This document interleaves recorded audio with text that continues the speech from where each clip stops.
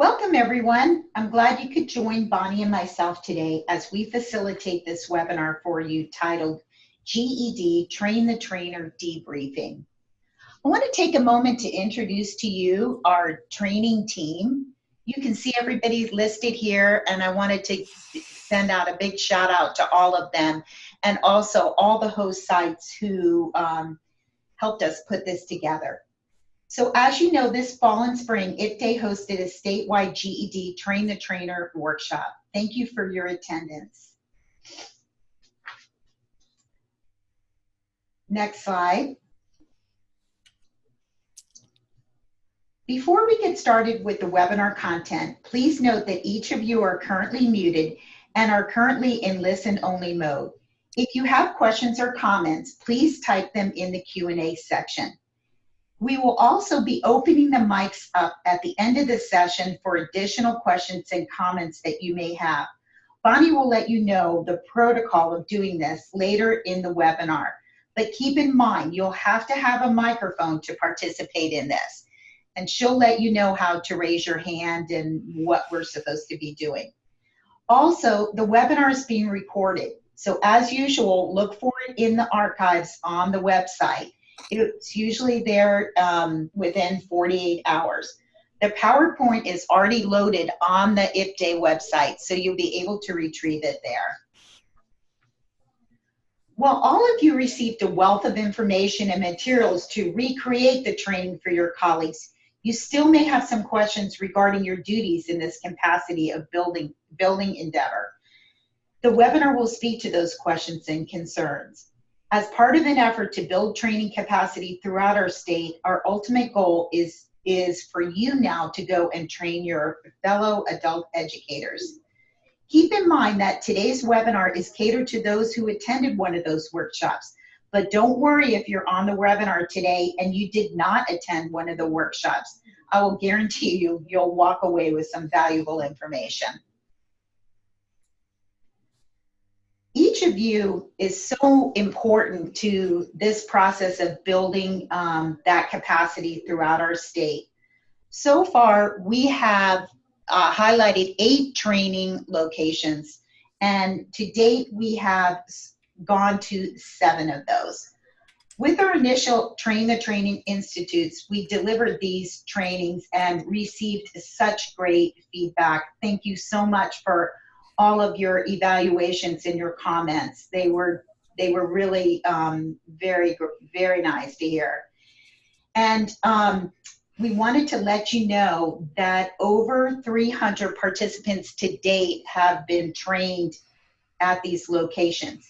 And this is a great way to begin our statewide capacity building, especially since now you are the ones that are going to share with us the numbers of those that you have trained. So in other words, you've gone to this training, so now you're going to go back and train other people. It's really exciting to see how these materials are being used and how exciting all of the lesson plans and the activities and the great active learning sessions you have. Thank you so much for that. Bonnie, I'm going to turn it over to you as you discuss the objectives, and we'll work our way through. Thanks, June. We have an intimate group today, and that was really in the planning because what we want to be able to do today is discuss those trainings that are scheduled or delivered already. And remember, trainings don't have to be 25, 30 people. Many of us work in small entities, so sometimes it's just the aspect that we took those trainings back, those materials, and we shared them with 1 or 2 of my fellow teachers because that's really all we had. But we're also going to have any questions and issues, have time for that you can talk about it. And of course, as always, we're going to share our experiences, resources, and ideas because the best ideas continue to come from the field. And because you asked for it, we're going to have a new thematic lesson for science that we're going to share because many of us don't have the time to develop a full-blown thematic lesson. So we're going to give you one more idea and talk a little bit about how that can be not only implemented in the classroom, but how they got developed. But before we get started, with all of that information, we want to know a little bit about where we are in the process. This is our second year of doing a building capacity type of training, with plans to do our third next year with something totally different for GED prep and how we tie different types of assessments together. So, for this year, June, I think we need to ask a few questions through a poll and get some feedback. If you did not attend one of the Train the Trainers, please, as June said previously, those will be the questions you don't answer because we want a real accurate feedback. So June, what is our first question?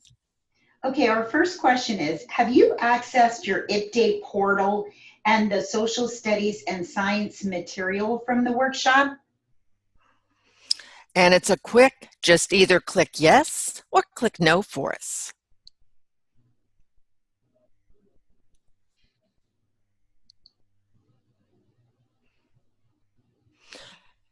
And we're going to give you 5 more seconds to decide, have you downloaded any of those materials at all? So either a quick yes or no before we close the poll. And we've got a 5, 4, 3, 2, 1. So let's share the results of that poll. Okay, it's kind of a 50-50. About half of you have accessed the materials and about half of you have not. Hopefully by the end of this webinar, you'll see that there's a real need to download the rest of those materials so that you can use more of them in the classroom rather than maybe just Xeroxing one of the workbooks that we've already used. Okay, June, what's our next question?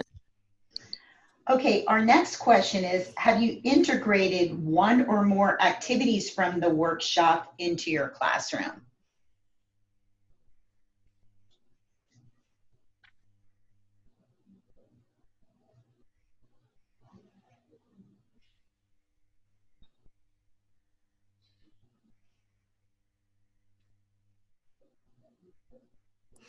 Is everyone seeing that question?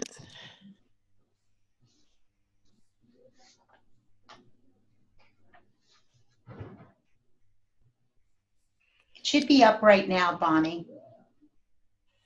And let's go ahead. I'll give you 5 seconds more of whether you have integrated it. 5, 4, 3, 2, 1. And if you will, please close the poll and give us the results.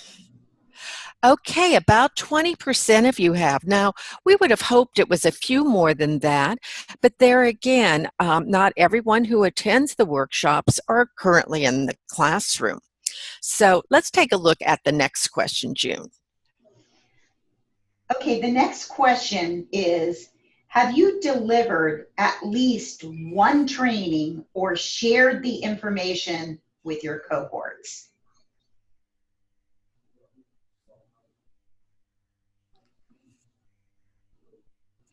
And again, remember that doesn't have to be a formal training. Sometimes it's one of those ideas of, oh, wow, I got this information from the workshop. Let me share it with you.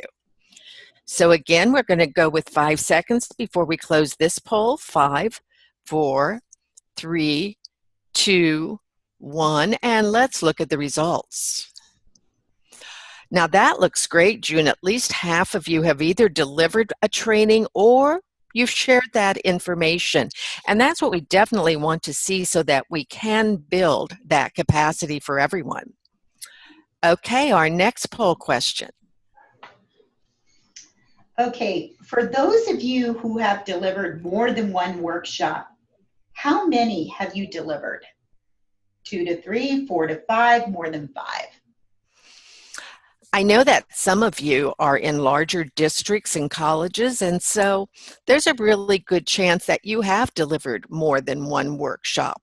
I know that many of our lead trainers have gone back and have delivered as well to their different sites. So if you would please answer that one, and we're going to close in 5 seconds again. 5, 4, 3, 2, 1, and go ahead and let's see what we have.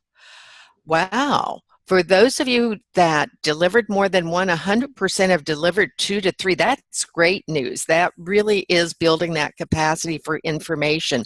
Very pleased with that. Okay, June, another one.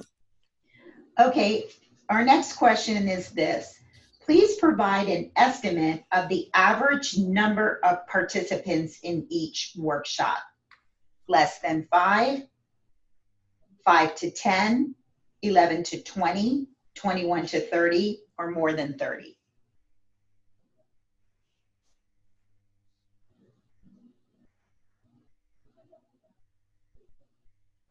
I can hear everybody doing their math right now, June. Okay, we're going to close that in 5, 5, 4, 3, 2, 1, and let's look at the results. That says so much to me, June, the fact that we do have a lot of programs out there where we don't have a lot of instructors, but they need the information. So for those of you who are dealing with, that 1 to 10 folks, fantastic news that that information is going out. Because again, we have a lot of programs out there that oftentimes don't get to attend workshops, or if they do, only one of you gets to come. So fantastic news, don't you think, June? Yes, I think that's great. And we love to hear of the people who you are training. So the next question is going to be this. Have you completed and sent your sign-in sheet to Florida Day? Yes or no?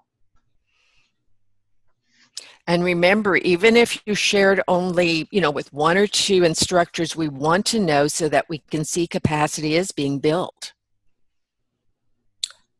So let's go ahead and close that poll and see what our answers are.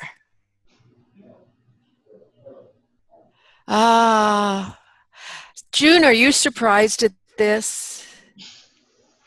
No, we'll work with the trainers and we will get those sign-in sheets back. So we'll work on this.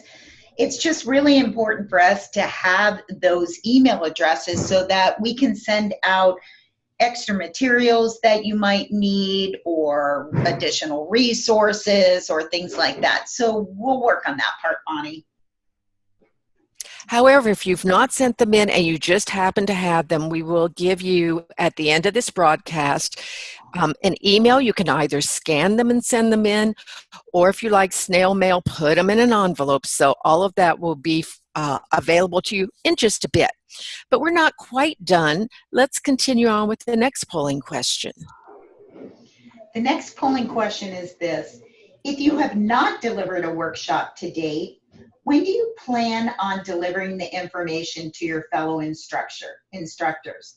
March through April, May through June, the beginning of the 2018-19 school year, or I don't have plans to deliver a training at this time?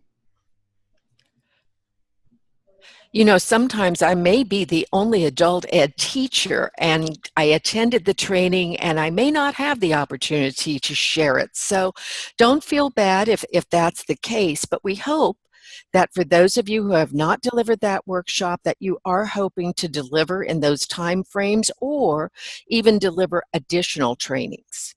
So let's go ahead and close that one. And again, I agree with the 57%, June. Many of us really don't have that option of, delivering to someone who's not there. We do have many programs where one instructor is what we have. So I'm just glad that those folks attended. But we have a number of them that are looking at the end of the school year and the beginning of 2018-19. And I think maybe, June, it would be a good idea to even next fall recapture as people go out to do this training and as we get ready for some new trainings. So let's go with another one. This is our last question. Our last question is this. What GED content areas would you like additional workshops in 2018-19? I'm just going to have take a moment to read them off. Reasoning through language arts writing skills, reasoning through language arts reading skills, social studies and science, mathematics, quantitative reasoning skills, mathematics algebraic reasoning skills. Bonnie, can they click more than one here? I believe they should be able to because it is a multiple choice. So click those that you feel would be most helpful. And we'll give you just a few seconds to think.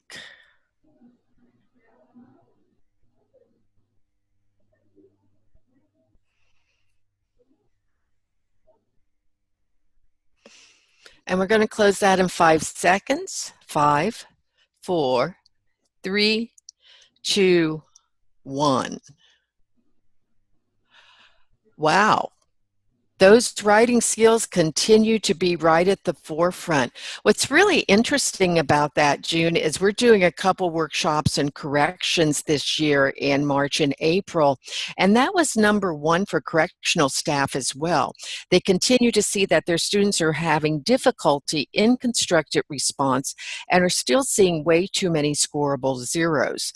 So I'm not real surprised about that. Social studies and science, again, that will be the least, and then we have math. For everyone's information, we are in the process right now with GED Testing Service of identifying those areas of need by the trainer cohort group, of which our lead trainers have been part of.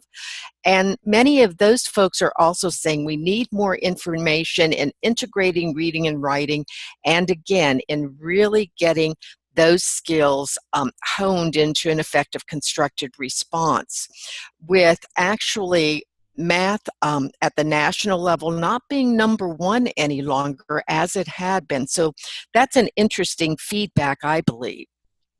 So as we go forward, it's really important to Florida IP Day that they understand the concerns from the field, etc. The train the trainer concept is a fairly new one for Florida IP Day, and it came about primarily because what we were looking at was people were not always able to send their whole group of instructors to a training, so there needed to be some way of sharing that.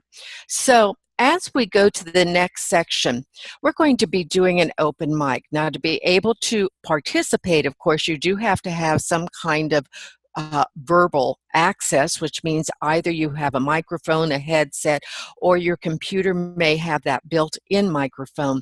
But we want to just spend a few moments to talk about, were there some questions or comments you had about this Train the Trainer workshop, such as maybe difficulty in accessing materials, or difficulties or positives you had in providing the training? Same thing with the materials themselves, positives or negatives. And of course, the very important thing for both June and me, how did those materials apply to your classroom? What are some personal experiences you had? I know June has been out in the field, and I believe, we're going to start it with you, June, that you had some feedback from some fellow teachers before we throw it out to all of our participants. What have you heard out there?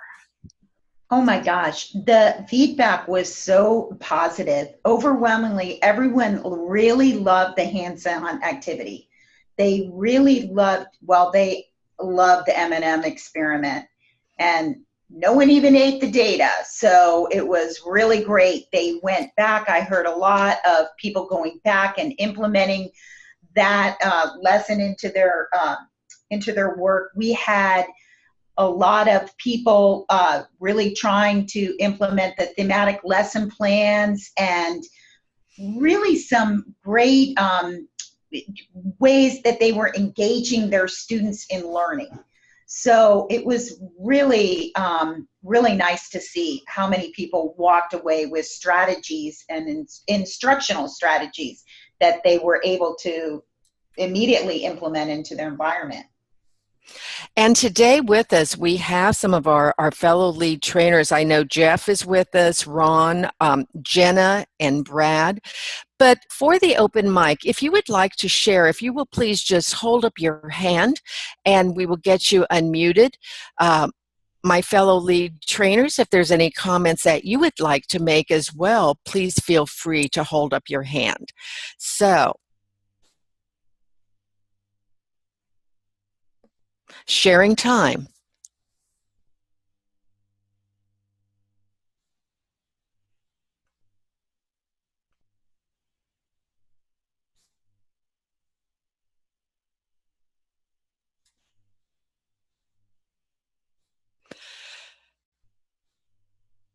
And Randy has his hand up.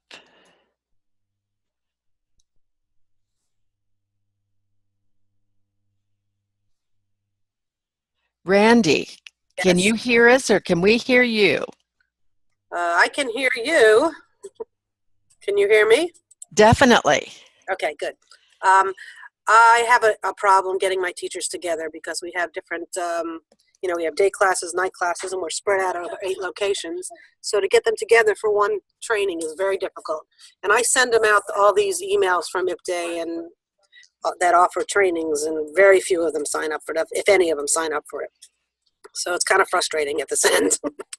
You know, that can be frustrating. One of the things you may want to look at doing is cutting those trainings apart into small segments. And even if what you're doing is emailing out a lesson plan and saying, take a look at that, and, if you can't do things like virtual meetings, even email back some ideas. Because you're so correct. It can be really, really frustrating. You've got materials you want to be able to share, and the system doesn't allow it easily. That's correct. Thank you. Oh, thank you, Randy. Mm-hmm.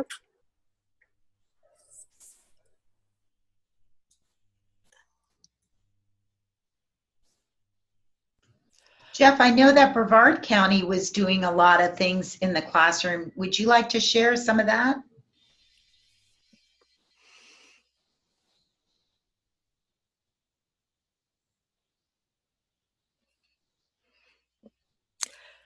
We have a very quiet group, and Anne, I'm not sure you have a mic, but Anne provided us some lesson plans for the website. And again, perfect example of instructors getting together and taking that next step.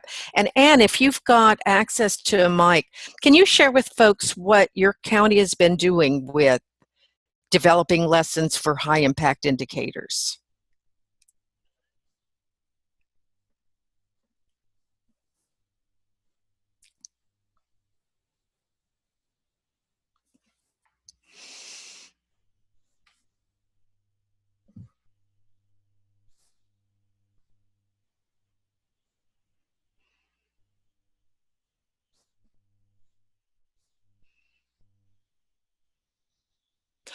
I believe, June, that we have a number of folks without microphone access.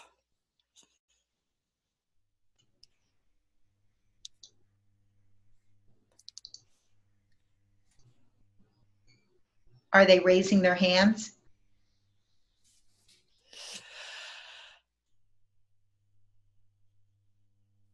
I was going to say we have a couple comments. One of you asked, is it possible to have an all day or longer than half day training for one of the subject's topics? Very definitely, because these trainings for social studies and science were meant to be to be able to be expanded into full day trainings. If you want to cut them and put them into segments, definitely do that, because again, a half day, you really, really have to push to get either social studies or science into B. So that really does work that way. One of my fellow trainers, Ron, has said teachers shared that they really love the materials provided in the training. And so that's fantastic. Jenna, I don't know whether you have a microphone or not, but if you do, if you can click in for me and kind of share the kinds of things that you have found.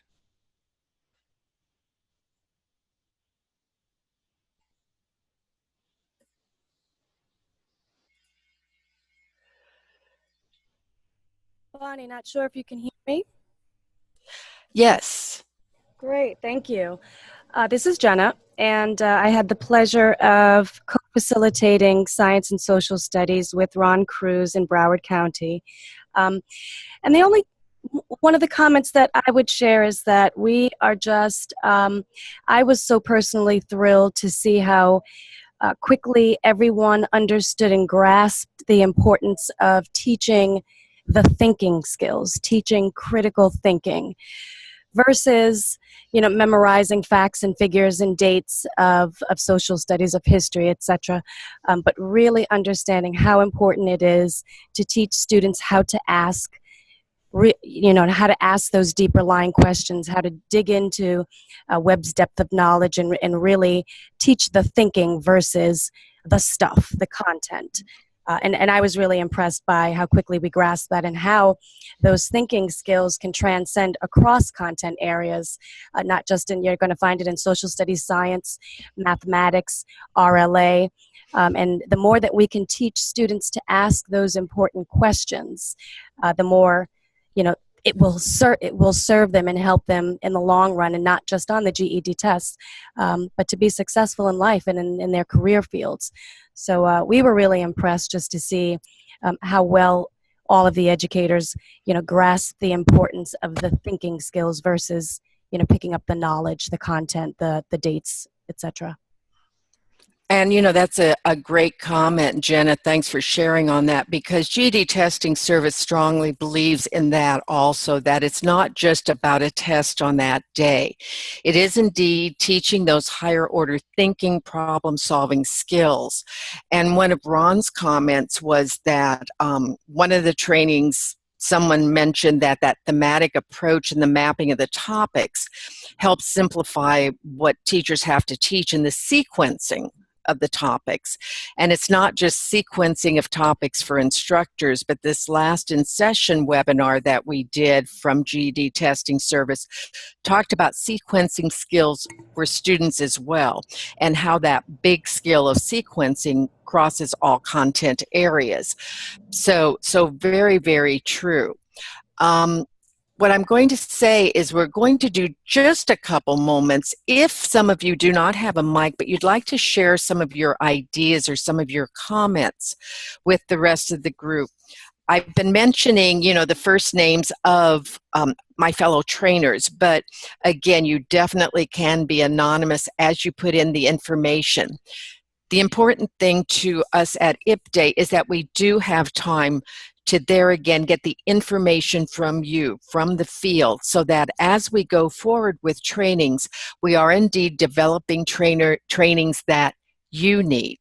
So there again, comments from any of the rest of the group, and if you don't have access to the mic, if you will just please click them into the Q&A, into your chat box there.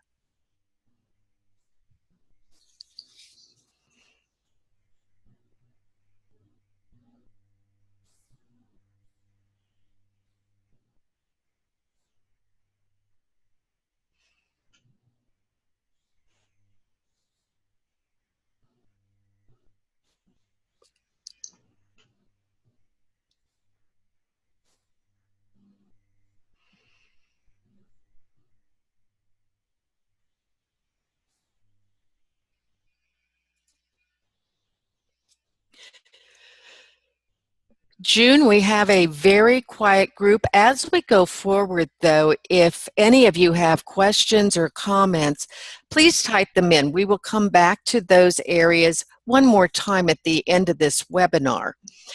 But one other thing before we leave the actual training itself and go on to a new thematic lesson for each of you is we want to remind you about completing that transfer of learning. You should have received an email from Florida IPDAY. It was just a few questions that we would like you to answer to ensure that the trainings are, again, meeting your needs, but even more importantly, the needs of your students, because that's really what it's all about. And so many of you have already completed that, and thank you very much. But we'd like to see closer to 100%. Completing that short transfer of learning, which what will happen then is it will be compiled and it will be part of Florida IPDAY's assessment, so to speak, of some of the things that they've done throughout the year. So please do not forget to complete that short transfer of learning. June, anything else you want to share before we go on to a new thematic lesson that we developed? No, I just would love to hear about the things that you have actually implemented at your schools so that, we can format them and put them up for others to use as well. So we're always here to hear about those best practices. Very definitely. And I know that a couple of our trainers had conducted meetings after the training. So if there's some information that you have on that you want to share via the Q&A box or at the end to share verbally, please let us know. You know, June, one of the comments that we keep getting as we look at thematic lessons, and you know, I'm a firm believer in thematic lessons when there's so much to teach and there's never enough time, is, you know, as a teacher, I don't always have the time to even build that. Or even more importantly, how do I do it? What should I talk about? And we've talked a lot that thematic lessons or that thematic approach is just one way of teaching and learning. And I can put a lot of different areas of the curriculum together. I can integrate them within one of the themes of social studies or science content, and it can become very, very current for our students. Oftentimes, our materials have to have been written or developed years ago. And let's face it, science is constantly new. And so sometimes it can be really difficult to teach that long-term way. So why use thematic units? Well, lots of reasons. First of all, I can use connections with the real world, and my own life experiences are those of my students. We all know that if we use life experiences of students, we've got them. We've captured them, because then they have that connection to what we're talking about. We also know that thematic units can be very active and interesting, and they're very meaningful learning, and that's what we want. We want to increase our students' engagement in what we're teaching. And there's no way we can teach 4 years of science in our GED prep programs. So a thematic unit or thematic lesson helps each of us compact the curriculum into some big ideas and to determine, do our students know enough about that? Because here again, it puts all of our learning into that coherent whole. So what's the first step in really developing a thematic lesson? Well, here's one idea that you may want to think about. We're in the fall, and you know what? There has been flu everywhere. I don't know about your family, but my family has had flu in different variations. And I just want to say, why isn't there finally a cure for the flu? I mean, why isn't there this magical shot, this quick fix for this particular virus? You know, inquiring minds want to know. But there just isn't, because it's something like it's a bird, it's a plane. No, it's superbug. That word I wouldn't have even known existed 5-10 years ago. But all of a sudden, that term superbug is everywhere. So I want you to think for a moment. Give me a quick hand hold up. How many of you have ever taken an antibiotic?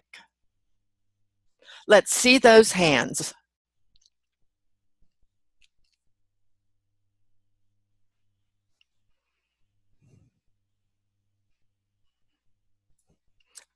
Oh, I'm waiting for a few more hands to go up. June, I think I have about a fourth of the folks. I can't believe only about 25%. There we go. Much closer. Now I've got 50% of you who say that you've taken an antibiotic, but I will bet you, yeah, okay, that number just keeps going up and up. And pretty soon I'm faced with more than about 3/4 of you. And I have a feeling that maybe if I waited just a moment, I would see closer to 100% of you have taken an antibiotic. So if you will go ahead and put all those hands down for me, my question to my students would be, did it work? And I have no doubt that some of them would tell me, yes, it did. And some would say, no, I took it, but I still was sick. But if I go those next steps and ask students, how and when should antibiotics be used? I guarantee, like many of us, they would say, I should use it whenever I get a cold, or I should use it here. And many of us, probably most of us, at some time have taken an antibiotic incorrectly. But it goes even further. talking about viruses versus bacteria. What's a viral infection? What's a bacterial infection? What's the pros and cons of using antibiotics for each? Are they effective for each? Okay, quick question for all of you again. Give me your hand held up high if you've ever heard about a superbug. How many of you have heard that word superbug?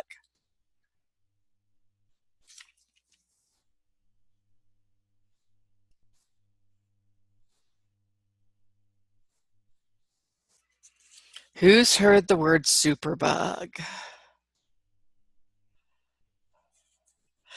Ron, no fair. Yes, you've not only heard the superbug, you've worked with me on some of these things with superbugs, that's for sure.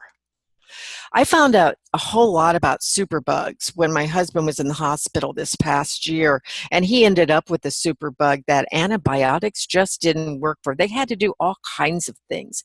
And I guarantee you go on to the news or you go into the newspaper in today's world, and you're going to see something called a superbug, because superbugs are really here.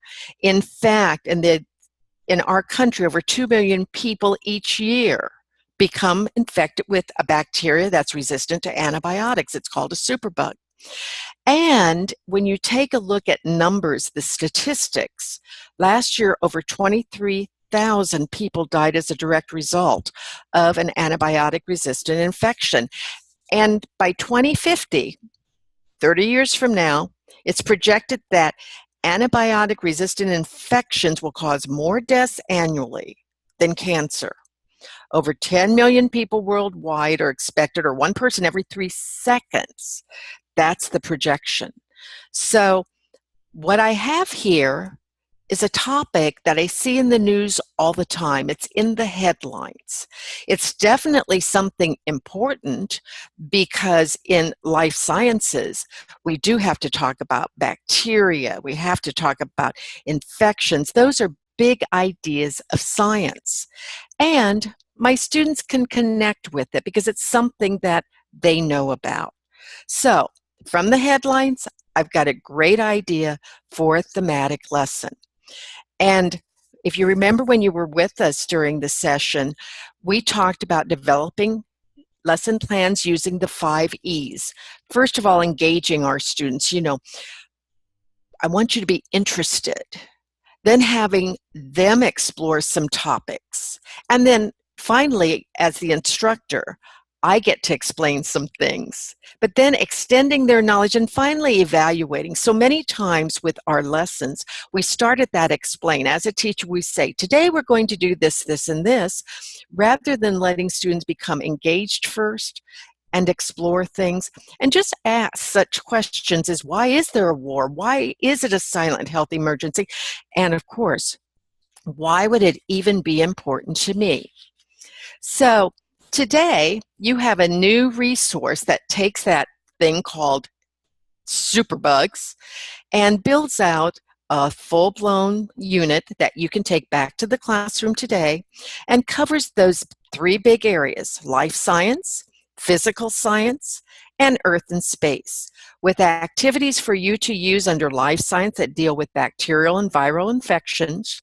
What a great, compare contrast. It deals with antibiotics, which not only gets us into life science, but also, of course, into physical. It talks about the physical and chemical properties of antibiotics and how antibiotics react with certain infectious diseases.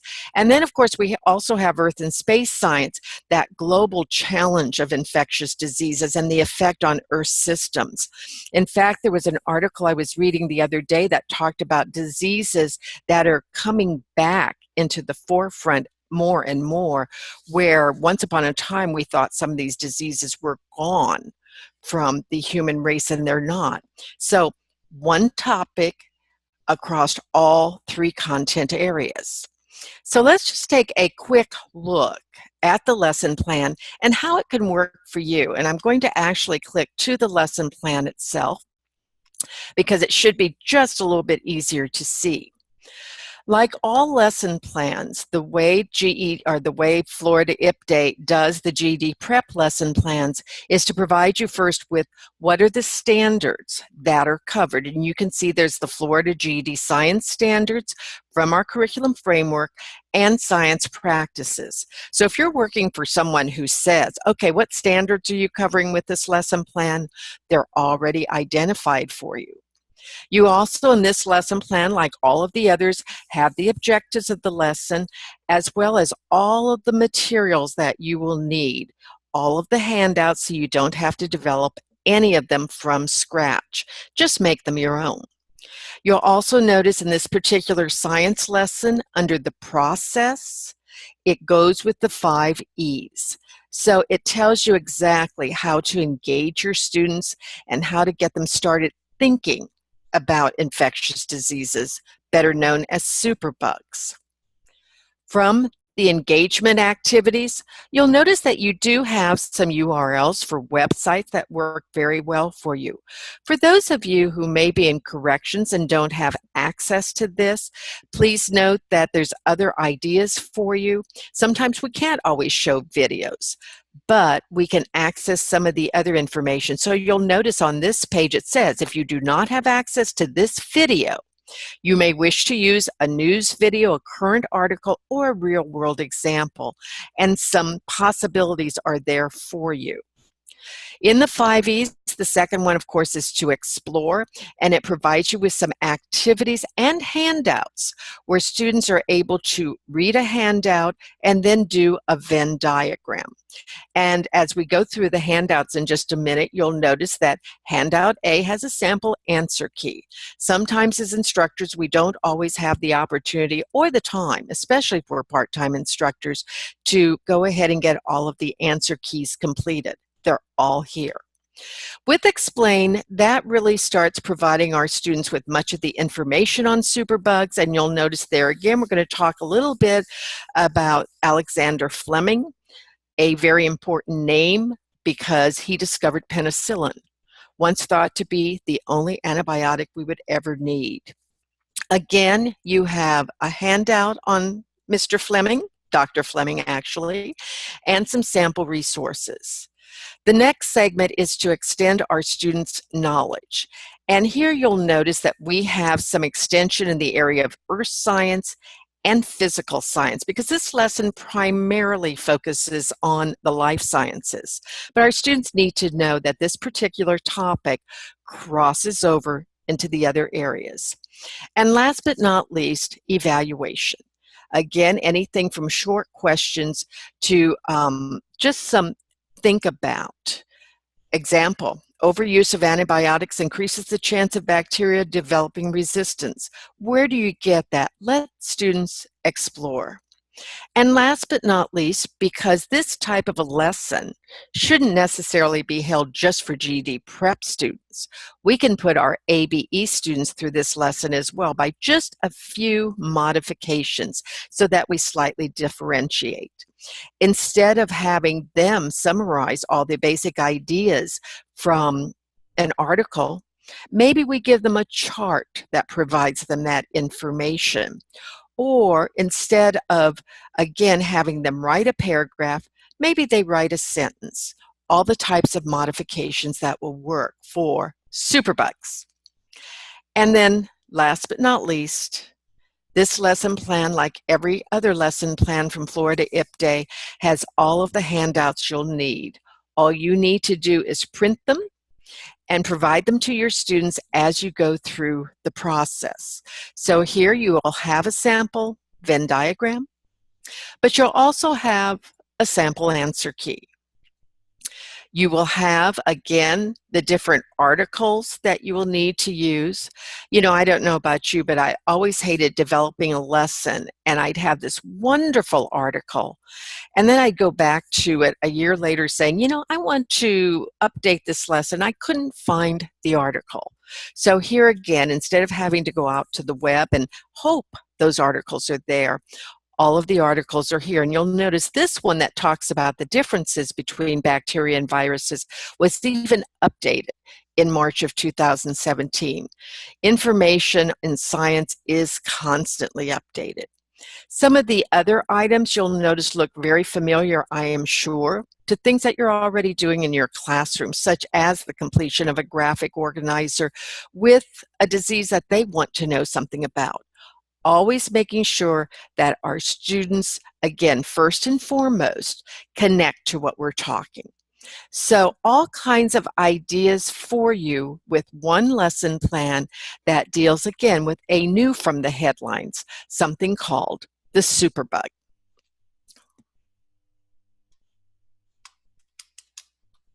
So a thematic lesson for you to go out and try. As with everything, as you're building lesson plans yourself or as you are applying those that we have, please share back with us because it's really important to the process of for the field from the field. But Superbugs is one idea. So I want you to think about the news and something of interest to you or to your students. So thinking about today's news, what other thematic topics can you think of that your students would be interested in or that you could or have developed a lesson for?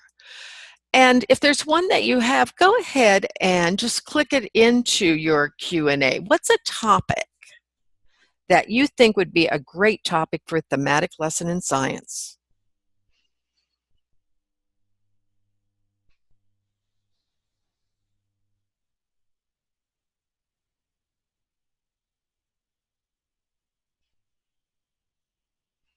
And again, just type in an idea for us.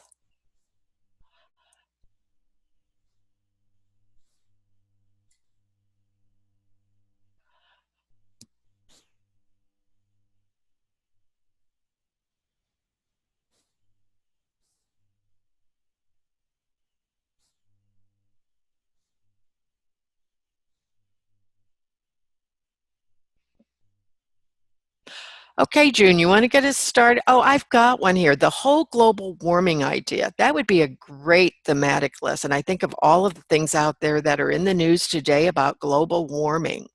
And of course, as I see the East Coast with all the snow, I wonder about it. Ha ha. But yes, wonderful, wonderful idea. Something else.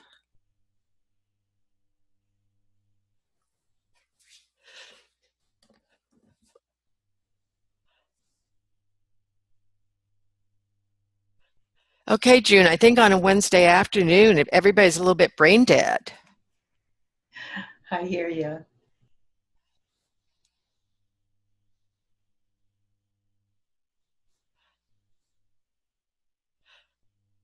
June, can you think of anything for us? What would be a great topic that you see in the news right now with science?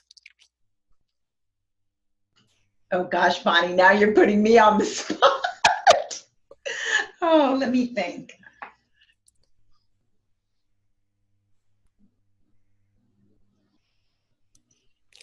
Ah, I love this one. A scientific study on brain-dead teachers. Oh, I can totally agree with that one. Ah, you know, we have an interesting one called Armed Teachers, and there's one of those that we could really deal with in social studies. I can think that would be a great one for social studies. The whole mental health issue, we can click it into schools, we can click it in. Great ideas. Those are things that are in the news today.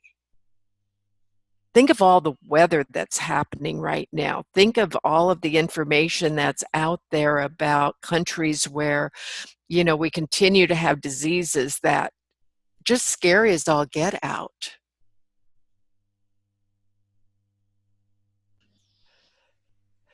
The whole flu epidemic right there right now, and yet we continue to have flu shots. Wonderful idea. Vaccines. Don't overlook asking your students what they're interested in. I can give you a quick idea. We were training in El Paso, Texas, and folks said, you know, our our students who don't have the higher level skills can't do research, et cetera. So we had students identify a disease they were interested in learning more about. And given where we were at, we had students who were ESOL, low-level ABE, high-level ABE, GED prep. They all got into researching, and the primary disease or illness that they wanted to know more about was childhood diabetes. The lower-level students who didn't have the writing skills created charts and posters, etc. And then that went from there to short paragraphs, etc. Absolutely won. How stress shows up in the workplace, another one great. Whether it's okay for our planet to have battery or gas operated cars. What a great compare contrast with renewable fuels. That's a great idea as well. You know, the whole bit with even contextualizing our curriculum for the health fields and manufacturing, pull some of those big ideas of science into some of the career tech areas. Fantastic. Hepatitis B and C. That is something that we're seeing things on the news all the time. Okay, we've got some folks who now are thinking SpaceX colonizing Mars. Wow. You know, the last space shuttle launch, we happened to be at a restaurant and a young man there had never ever seen a space launch. For those of us who are baby boomers, we forget how few of those there have been. It was a wonderful teaching moment with a 19-year-old who wanted his GED and didn't think it was possible. So lots of teachable moments. Establishing hyperloops. Wow. Guys, you have great ideas. Now think about some of those as we go through. I have to think about how we can develop some lessons. Okay, that's primarily science. How about social studies? What type of thematic lessons or topics can you think about that would be in the news that would be great for developing a lesson plan in social studies?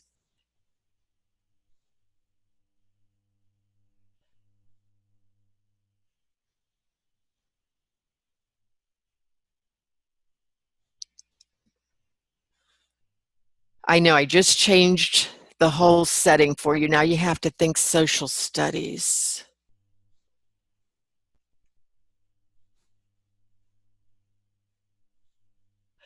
Social and personal responsibilities, definitely, and we could even fine-tune some of those into what they are. Think about the Bill of Rights, etc. And right, one of our folks mentioned, you know, armed teachers' right to bear arms and how that can click in with court cases, etc.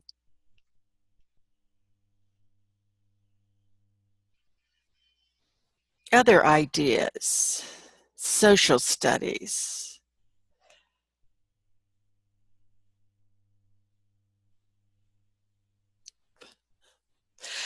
And whenever you're looking at these topics, again, you need to know your students. You need to know what is going to be appropriate for the classroom as well. When we're looking at topics, we need to make sure that they are the type of topics that our students can deal with, and that they are, again, be able to be provided with both sides of the coin, so to speak.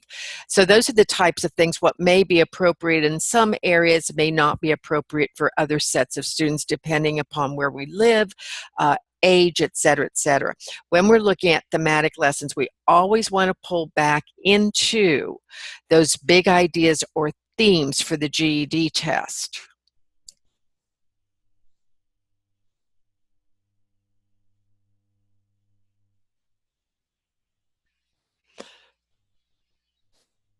Other ideas. Think about it as you go back. Oh, we have another one, and it is one that has been brought up from the correctional setting too, is do former felons have voting rights, etc.? Is it beneficial? Those are things that really are out there, and that can be a really, really good idea. So as you think of these ideas, or as you read newspapers, or the internet, because many of us don't even get newspapers anymore, start thinking about what are some good thematic units and start developing some lessons and sharing them with the rest of your fellow instructors. But before we leave today, we want to just cover a couple things. First of all, check out the lesson plans in Florida IPDAY. We have continued to provide new ones. In fact, I believe about 4 or 5 new ones just got added up to the web, and these are coming from the field.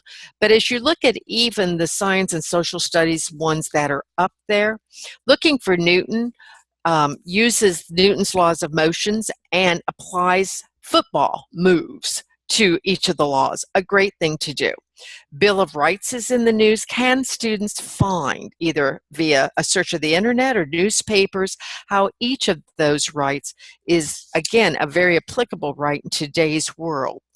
And also, don't forget, on Florida IPDAY, there is an Instructor Handbook for GED preparation. If you've never gone out there, you can download or just read chapter by chapter, but there are strategies for social studies and science, as well as the other content areas. I think sometimes that is the most hidden resource we have. And there again, if you have new instructors or you just need an update for yourself, please don't forget the e-trainings. They're short, they're sweet, they provide you with lots of information. You can go to them and you can start, you can stop, so they're very self-paced. And again, if you finish them, you can get a certificate of participation, which is always very, very useful for us. Also, please make sure that before you leave us, you say to yourself, okay, I need to get those training materials from my portal down, and that if you've not shared some of those things with your colleagues, that you do so. And because we have 100% of everyone in attendance who has not sent in their sign-in sheets, please do so. You can either send them directly to me or June Rawl, or again, if you'd rather mail them, just mail them to me. Here's my address for you. Again, very important. But last but not least, just want to make sure all of us need to, as educators, as trainers, keep up with the latest.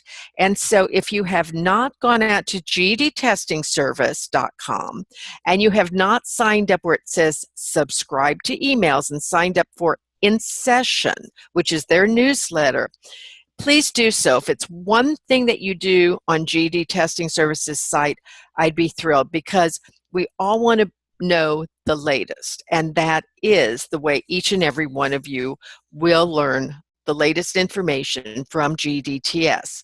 And by going to Florida IPDAY, you'll learn the latest from Florida IPDAY. So today was meant to be a debrief with one new resource for you, for your classroom or for your training, etc. But before we close out, there's 2 things that we want to do. First of all, if there are any additional questions or comments, we'd like to just give you a couple moments.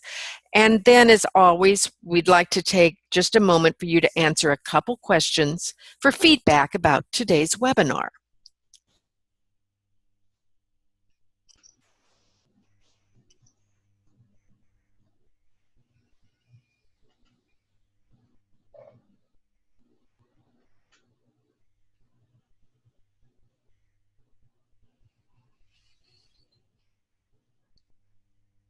Bonnie, I think you've addressed all the questions, so we're going to launch one more poll, and it's just a quick 3-question survey that we'd like to get your feedback today on today's webinar. So we are going to launch this poll now, and it will appear on your screen. So if you could go ahead and give us your responses, that would be great.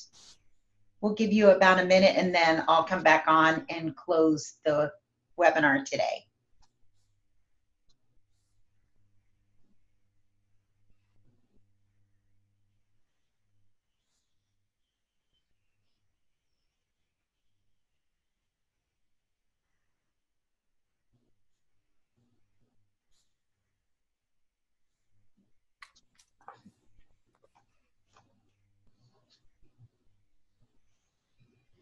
Okay, the poll is now closed, so I want to thank you very much for your feedback. We hope that you'll join us on our next webinar. Until then, I want to wish all of you a great rest of your day, and thank you to all of the trainers and all of the host sites. Remember, we're here to assist you. We're only just a mouse click away, so call us anytime, and we're here to help you and to assist you. Thank you, and have a wonderful day.